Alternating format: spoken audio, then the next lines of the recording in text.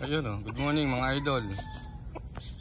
Ayan, nag-harvest tayo ng local banded natin. Unti-unti lang. Ngayon nag-harvest tayo ng 10. Ilalagay natin sa 3x3. So, sunod-sunod yan, everyday harvest. Then lagay sa 3x3. Ayan, ito yung mga local banded natin. WTC local banded. More than 4 months to. Kaya tamang-tama yung edad nila. Yan, halos mga pula at mga gray. Pero marami rin tayo ibang bloodline doon, mga white, black. So, yan, pinapaliguan ni Bernie bago ilagay sa 3x3.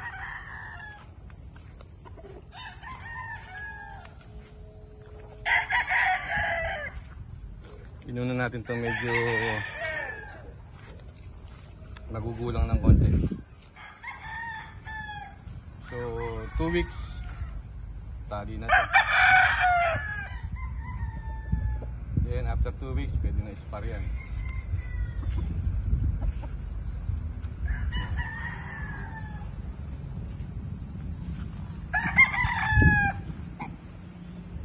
Ganda ng katawan mga idol.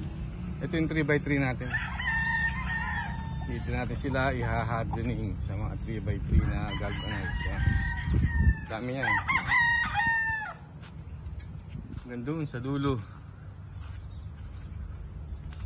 At meron pa rin sa likod. So marami tayong mga naka-ready.